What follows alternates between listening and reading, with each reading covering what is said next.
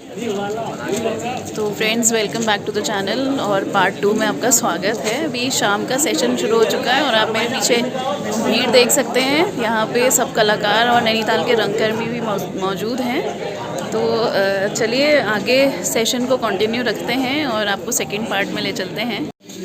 जो पगली है ना, तो देखिए यहाँ पे फ़ोटो सेशन चल रहा है अभी सर के साथ।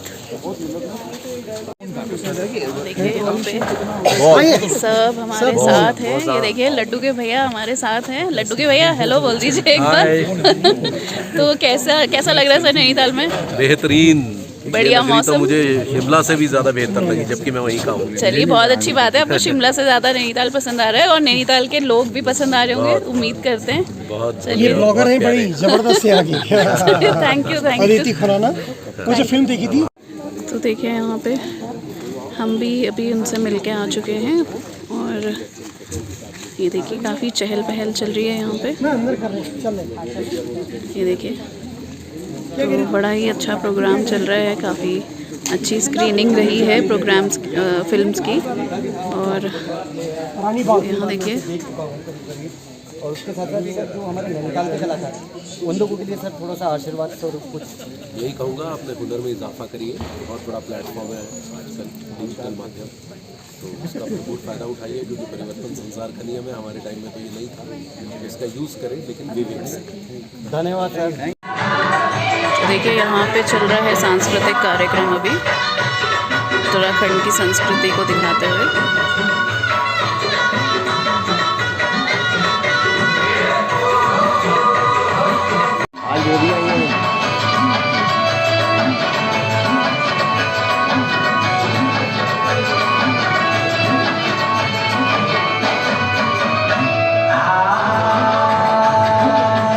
दूसरी प्रस्तुति मात्र 3.5 मिनट की है। तो देखिए काफी भीड़ भाड़ है इस टाइम में। भारत के विभिन्न भागों से आए हुए अपने सभी अतिथि। ये काफी अच्छा प्रोग्राम चल रहा है और बड़े अच्छे डांस हो रहे हैं यहाँ पे सांस्कृतिक।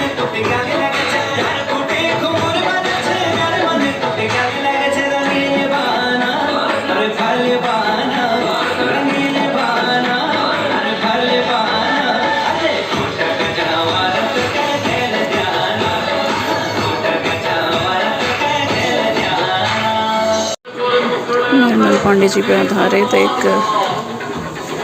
छोटी सी वृत्त चित्र है ये, देखिए।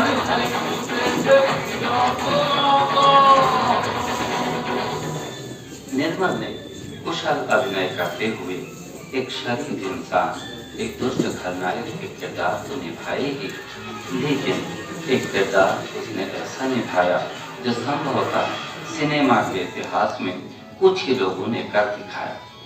वो था अमोल पालेकर की फिल्म दायरा में ऐसे पुरुष का जो महिला के वेश में रहता है, स्त्रीयोचित व्यवहार करता है। ट्रांसवेस्टाइट के इस रोल को अंतरराष्ट्रीय स्तर पर सराहा गया। दायरा का अनुभव मेरे लिए बहुत ही इम्पोर्टेंट था, क्योंकि उस फिल्म में मैं एक लड़का थी और निर्मल एक औरत थी।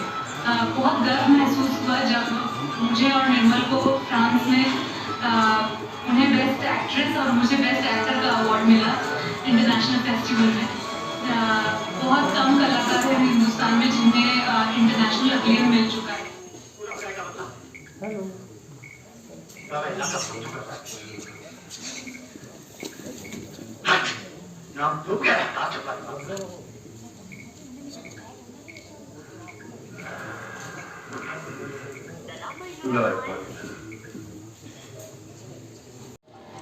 लम्हा लम्हा जिंदगी का,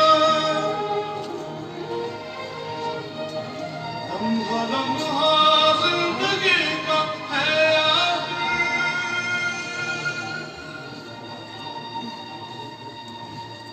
मुसाफिर है मुसाफिर, मुसाफिर है मुसाफिर, मुसाफिर है मुसाफिर, मुसाफिर है मुसाफिर।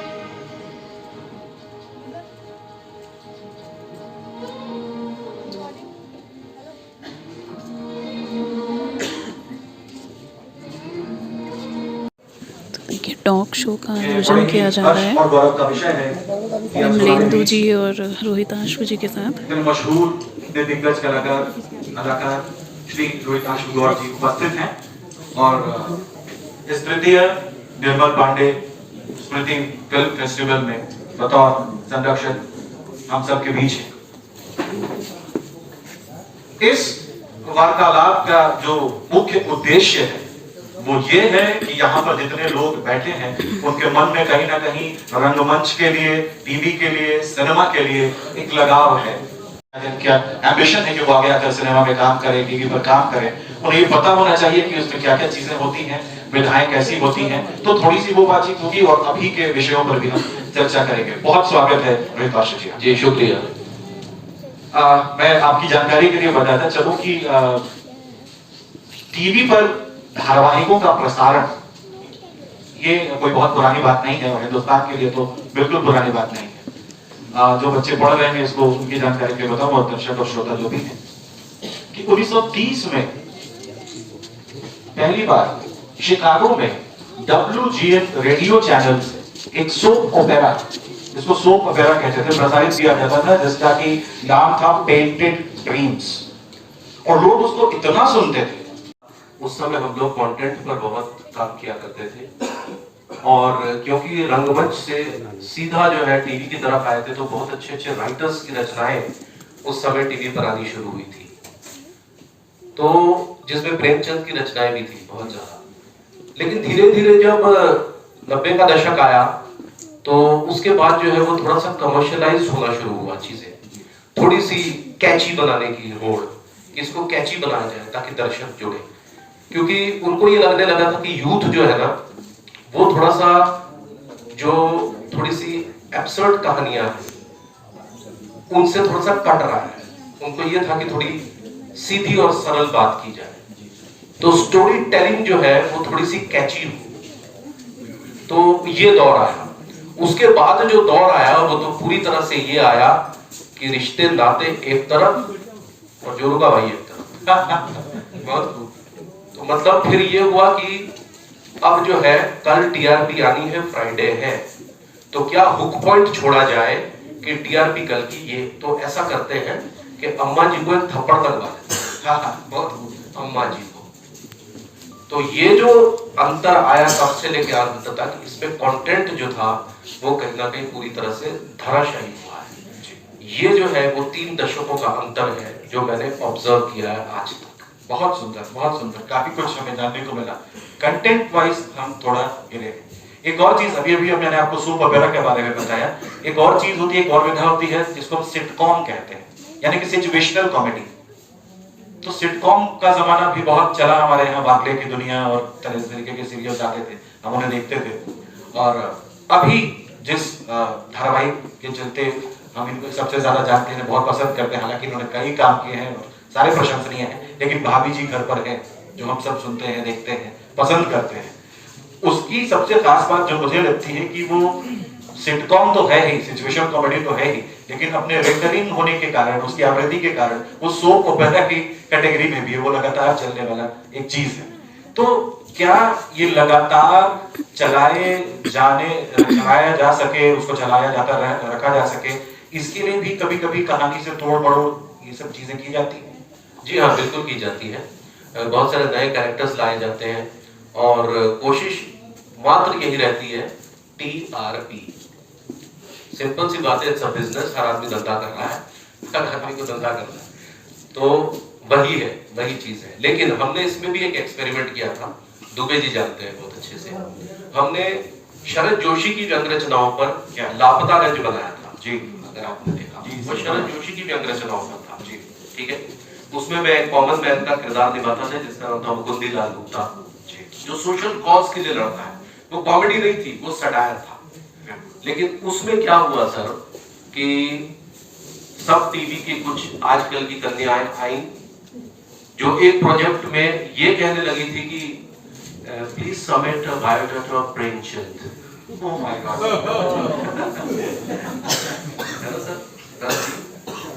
तो ये जब चीजें आने लगी तो उन्होंने कहा कि नहीं, व्यंग तो बहुत अच्छा है, शरद जोशी की व्यंग रचना बहुत ही बढ़िया है, let's put a fashion show in that. वो फैशन शो कहां से आ गया उस साहित्यिक रचना के बीच में?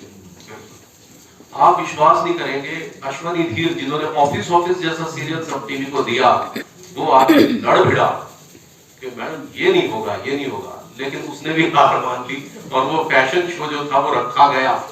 और हमारी किस्मत देखो, उस फैशन शो की वजह से टीआरपी बढ़ गई। और तो अब बनाया, उसमें तरह तरह के किरदार उसमें डाले गए, जिसमें सक्सेना है, मास्टर जी हैं, ये वो है। लेकिन हमने जो शुरुआत की थी वो थोड़ी सी, कहना नहीं चाहिए, but below the belt start करने की कोशिश की थी। लेकिन जब धीरे धीरे हमने देखा कि इसमें बच्चे जुड़ गए और वो कैसे जुड़ गए ये नहीं पता, तो फिर हमें वो माइंड करना पड़ा था। नहीं तो चैनल का यही कहना था कि let's make it an adult comedy for TRP. ये खैर जो भी था, तो अब ये है कि उसमें अलग अलग कहानियां लाई जाती हैं जिससे उसका रोमांच बरकरार रहता है। अगर वो एक ही स्टोरी चलती जाती सास बहू वाली, तब तो बहुत पका हुआ जाता, पूरा रायता फैल जाता। तो इसीलिए जो है वो कोशिश राइटर्स की ये रही कि हम जो है वो आम आदमी की नफ्स छुएंगे और इसकी भाषा जो है बिल्कुल वो रखेंगे जो पान वाला बोलता है। जैसा मैं जाना भीजा के खेत में क्या भाभी क्या लग रही है, आज तो आप एकदम छिला वंडा लग रही है। अब एक आम आदमी तुलना कैसे करेगा? ऐसी करेगा, छिला वंडा। भाभी जी किसके की तुलना छिले में अंडे से हो गई। तो और पकड़ दिया ऑडियंस ने। वो कहते हैं कि हमारी चाय की दुकानों पर ऐसी ही बात होती है बहुत, क्योंकि हमारे पूरे सिनेरियो में मैंने बहुत सारे ऐसे मर्द देखे हैं जो मतलब दिन जैसे कि मैंने दिन में भी कहा था कि मतलब यूं तो सब दिल हथेली पे लेके चलते हैं, लेकिन पूरे हिंदुस्तान में मैं और भभूति नारायण मिश्रा बदनाम है। बहुत आज घर में एक पूजा थी जिस वजह से मैं नहीं आ पाया, और ये पद्मश्री मेरा यहाँ आप लोगों ने खड़ा कर दिया इतने बड़े कलाकारों के सामने। मैं इससे ड्रामा और इससे अपने छात्र जीवन में भी काफ़ी दूर रहा हूँ, लेकिन निर्मल की याद ताज़ा है। वो CRST इंटर कॉलेज में वहाँ के छात्र रहे थे और बीच बीच में यहाँ नैनीताल आते थे। हम लोग यहाँ पे एक राष्ट्रीय और अंतर्राष्ट्रीय फोटो प्रदर्शनी यहाँ पे करते थे, और जब भी कई मौके ऐसे आए तो वो नैनीताल में यहाँ बुलाए, प्रदर्शनियों में उन्होंने शिरकत की और बहुत उसको एंजॉय करते थे। और ज़्यादा क्या कहूँ, यहाँ पे उत्तराखंड में मुझको जो भी सम्मान मिला है, मैं प्रकृति से जुड़ा हूँ, प्रकृति ने मुझे सब कुछ दिया है। तो जैसे यहाँ भावी कई फिल्म मेकर्स भी हैं, कई कलाकार भी हैं, तो मेरे मन में है कि कुमाऊं को लेके कोई सशक्त फिल्म अभी नहीं बनी। जैसे अभी दारमा वैली खुली हुई है, आपने सुना होगा, वहाँ विलेज लाइफ बहुत अच्छी है, बहुत अच्छे मकान हैं, बैकड्रॉप में पंचुली पीक आती है।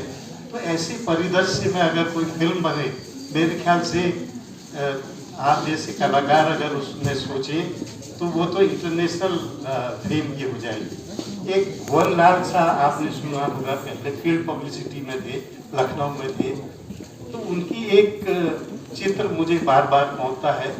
तो एक शादी बारात आ रही है ढोल नगाड़ों के साथ, सीढ़ीदार खेत हैं, शायद बागेश्वर का परिदृश्य होगा। दूल्हा पैदल जा रहा है और जो दुल्हन है वो डांडी में जा रही है, और वो जो रण सिंह पुत्री जो है वो इको कर रही है। तो इस तरह के परिदेश में जबूर से भी मैं कई दफ़े मैंने डिस्कस किया है कि ऐसे सीन में इंक्लूड करते हुए तो एक बहुत अच्छी फिल्में यहाँ बनाई जा सकती। और हम लोगों से जब मैं सन 64 से मेरा पहला ट्रैकिंग शुरू हुआ था और हिमालय में मैं काफ़ी घूमा हूँ, तो आप कोई भी हमसे इस तरह की मदद अगर ज़रूरत होगी तो हम तैयार रहेंगे।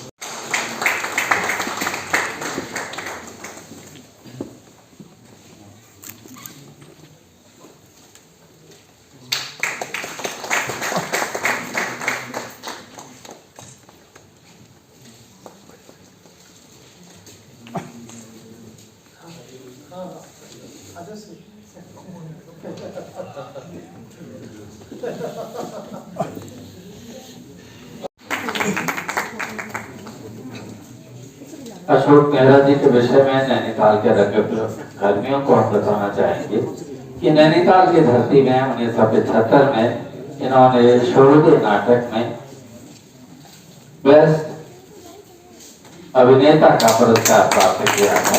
टीम से यहाँ पर आए हुए हैं और जावेद यहाँ पे वीडियो एंड कर रहा है क्योंकि आयोजन ख़त्म हो चुका है। अभी उन लोगों से बात करने का अभी 10 बज गए हैं रात तो का हम और बात करेंगे अनूप सर से और कुछ यहाँ पे सर से। तो प्रोग्राम अब एंडिंग पे है। से मिलते हैं आपको सब बात तो देखिए मेरे साथ हैं अभी जीजा जी और अमित शाह जी। तो मैं अमित शाह जी और इनसे पूछना चाहती हूँ जीजा जी से कि कैसा प्रोग्राम रहा और आज के प्रोग्राम के बारे में आप क्या कहना चाहेंगे? बहुत एंजॉय किया सब लोगों ने, मज़ा आया। जी बिल्कुल। प्रोग्राम बहुत अच्छा रहा और अभी रात का 10:15 हो गया है और कार्यक्रम अभी भी समाप्त हुआ है। जी तो सुबह 8:30 बजे से स्टार्ट हुआ था ये और अभी 10:30 हो गया है लगभग। तो 14 घंटे का ये प्रोग्राम हो गया है और अभी ये 14 घंटे आप समझ सकते हैं कितना लंबा रहा होगा। काफ़ी हेक्टिक डे था आज का। लेकिन फिर भी हमने एंजॉय किया और लोगों ने बड़ा एंजॉय किया। बहुत देर तक यहाँ बंधे रहे, जो बहुत बड़ी बात नहीं रहता है ना। काफ़ी और इतने देर तक लोग नहीं रह पाते नहीं तो ये बड़ा अच्छा रहा और बधाई देते हैं मिथिलेश दा को कि उन्होंने इतना बढ़िया कार्यक्रम यहाँ पर किया नैनीताल में और उम्मीद करते हैं कि आगे भी इसी तरह से ये प्रोग्राम होते रहेगा। Thank you. Thank you. तो मनुदा, प्रोग्राम के सफल आयोजन पे आपको बहुत बहुत बधाई हो। Thank you Aditi. कैसा रहा आज का प्रोग्राम, आप क्या कहना चाहेंगे इसके बारे में? बहुत अच्छा, मतलब मैं क्या कहूँ, ये प्रोग्राम तो आप लोगों ने सफल करा क्योंकि दिन रात आप हो गए, अमित भाई हो गए, ये जितनी भी हमारी टीम है, नीरज नीर और हैं जितने भी साथी हमारे, जितने भी रंगकर्मी साथी हैं, जावेद भाई की कल, और हमारी बच्चियां हैं तनु, नेहा और कमाल, मतलब जिसको भी देखो सबका अपना योगदान रहा, अलग अलग है ना, अलग तरीके से। और हमारे पत्रकार मीडिया बंधु सब, किसी ने भी कोई कसर नहीं छोड़ी इस कार्यक्रम को सफल बनाने में। रंगकर्मी शहर के जितने भी हैं सब बिल्कुल एक होकर काम कर रहे थे कि जैसे ये उनका घर का काम। अच्छा रहा प्रोग्राम और काफ़ी लंबा प्रोग्राम था लेकिन सबने बहुत इंजॉय किया। बहुत इंजॉय किया। बहुत फिल्म की और हाँ और सबसे बड़ा अच्छा ये लगा अमित भाई कह रहे कि अपनी फिल्म की बात करो, तो आज हमारी फिल्म का भी इनॉग्रेशन हो गया। बहुत अच्छी प्रीमियर था, तो क्या खोया क्या पाया। काफ़ी अच्छा लगा कि प्रीमियर स्क्रीनिंग हुई है बहुत और अच्छी स्क्रीनिंग, इतने बड़ा अच्छे मज़ा। प्लेटफॉर्म पे हुई है। तो इसलिए मैं सभी को इस प्रोग्राम को सफल बनाने के लिए आप सभी को बधाई देता हूँ अदिति जी थैंक यू। कि प्रोग्राम इस तरीके से आप लोगों ने निभा दिया। तो एक यज्ञ जैसा लग रहा था कि सुबह से ये एक अनुष्ठान जैसा था, क्योंकि सुबह 8:30 पे हम स्टार्ट कर दिया था और जो भी रात के 10 बजे समाप्त हुआ है। इतना लंबा प्रोग्राम को निर्मल दा के लिए हम इतना कर पाए, ये हमारे लिए भी और बड़ी चाहेंगे कि हम सौभाग्य अगली की बार बात से है। ये 2 या 3 दिन का प्रोग्राम करें। और जैसे अभी माननीय विधायिका ने भी कहा, शहर की सरिता आर्या जी ने, कि इस प्रोग्राम के लिए मैं जो भी हेल्प होगी मैं करूँगी। माननीय मुख्यमंत्री जी से बात करूँगी कि प्रोग्राम को जो भी आर्थिक सहायता प्रदान कर सके करें। जी थैंक यू। चलिए मनुदा, बहुत बहुत बधाई आपको कि प्रोग्राम बहुत सफल रहा। चलिए देखिए, ये हमारे साथ हैं यो पहाड़ी से संतोष, जो कि मुझे बहुत ताने मार रहा है अभी। यो पहाड़ी। और मैं कांग्रेस कहना चाहूँगा मैम से, मैम ने बेस्ट एक्ट्रेस का अवार्ड जीता है। एक अभी जल्दी आप उसे OTT प्लेटफॉर्म में देखेंगे। बहुत एक अच्छी मूवी है, पारिवारिक है और एक अच्छा मैसेज देती है कि आप किस तरह के समाज में रहते हैं और क्या क्या प्रॉब्लम्स फेस करते हैं, और फिर एंड में सब अच्छा होता है और सब भला, अंत भला तो सब भला। तो इनको पहले मिल चुका था, मैं फिर से देता हूँ, अपने आप को सम्मानित महसूस करा दूँ। आदित्य जी को ये एक्ट्रेस का अवार्ड मिलने के लिए मैं इनसे ज़्यादा खुश हूँ। Thank you so much. Happy life. और आप संतोष के चैनल को ज़रूर सब्सक्राइब कीजिएगा, यो पहाड़ी यो नाम से। पहाड़ी कंटेंट देखने के लिए, क्योंकि ये बहुत अच्छा एक्टर भी है, बहुत ही अच्छा जिसे कहते हैं, और बहुत अच्छा, उससे भी ज़्यादा अच्छा ये पर्सन है, इंसान है और हमारा दोस्त है, खास दोस्त। Thank you so much. चलिए फ्रेंड्स, फिल्म फेस्टिवल के इस ब्लॉग का अभी एंड करते हैं, क्योंकि अब सब लोग बहुत थक चुके हैं और अब डिनर टाइम है। तो आप मेरे पीछे देख सकते हैं, फ़ोटो सेशंस चल रहे हैं अभी। तो चलिए फिर दोबारा किसी नए वीडियो में नैनीताल के आपसे दोबारा मुलाकात होगी। तब तक के लिए बाय बाय।